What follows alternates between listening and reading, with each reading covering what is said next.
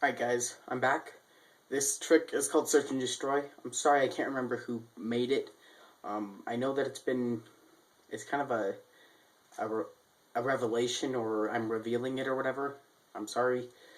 I've seen it revealed elsewhere, and so I thought I would just bring it to you guys. It's a really nice trick because the spectators, it happens in their hands.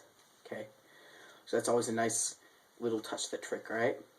So yeah, the cards can be mixed however you want. The spectators can mix them or whatever. It doesn't really require a setup, but I prefer to look cool, even though I haven't done that cut in like 2 years. Not literally, but I prefer to look cool when I bring out the kings, so I put them on the top and the bottom, perform the bone hoe. Okay, so I'll get into the performance of this trick and then teach it to you guys. Okay, so the idea is that you bring out your 2 helper cards however you want. You can do a sloppy bone hoe like me. Yeah? No. So you bring out the 2 kings in any way that you want. And then you tell the spectators, okay, I'm going to take 1 king, and I'm going to set it near the top. That king will go right there. And I'll take another king, and I'm going to set it near the bottom. Okay? So now both kings are mixed up. Now I need a card selected, so go ahead and select a card as I go through. This one? Okay. This will be your card. Memorize that card. You can take your card right into the middle. Okay. It's going to go right there. And I'm actually going to take the kings. Okay. Which are still both on the top and the bottom, or near it. I'm going to give them a cut. Or I would hand the deck to the spectators to give a cut, okay? I wouldn't do anything. I wouldn't even touch the deck after this point. Well, until they hand it back to me. Okay, so they cut the cards and hand the deck back to me. Look, what you just did. Thanks, because look, this is what you just did for me. Eliminated those cards. Told me that your card was nowhere there. And you eliminated these cards. And told me that your card was not there. Okay? So I'm guessing your card is somewhere in this packet. Alright? Well, if I was to take the 2 kings and hand them back to you, give the cards another cut like you did in the beginning, all I have to do, take the deck back, watch. What you just did is eliminated these cards. And you eliminated these cards,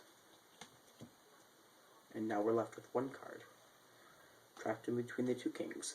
I didn't touch the well, I touched them, but that's because I had to eliminate the cards. But I didn't cut the cards at all. You did all the work, and we found your queen. Okay, it's called Search and Destroy, I believe. But yeah, let's get into how to do this. Okay, I know I'm not the best at it. I know I'm not the best at anything I do, but I try. So go ahead and perform the worst bone hoe of your life, if you can, and get the 2 kings out. At this point, you're going to take the 2 kings, and you're going to set 1 king 5th position, well, 6th position technically, 5 cards down. Okay, 5 cards down. It doesn't have to be exactly 5, but it's better if you do 5. Okay. So 5 cards down, or you can do 4 cards down, either way. But 5 cards down is the way I like to do it.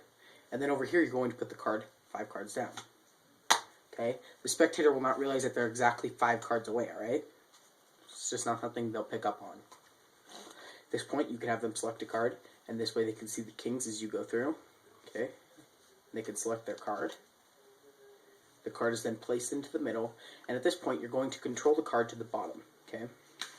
What I did there is a gravity control to the bottom. What it looks like is this. You take the card, and you're actually just doing the Cardini change without flipping the card over. Okay? So, I hope you understand that. So, if I didn't teach that in my video, or you don't know the gravity control, go into my channel and look it up. So, you're going to control the card to the bottom, and hand the spectator the cards, and tell them to cut the cards. Tell them that cutting the cards is like this. Explain that all to them before the trick starts, okay? Now hand them the cards, tell them to give it a complete cut, and set the cards down, or whatever.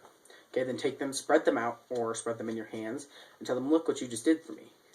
You eliminated these cards, set those off to the side, and you eliminated all of these cards.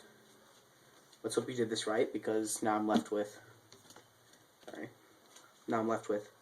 don't know, what, small packet of cards. Turn the cards over, you can breeze through them real quick.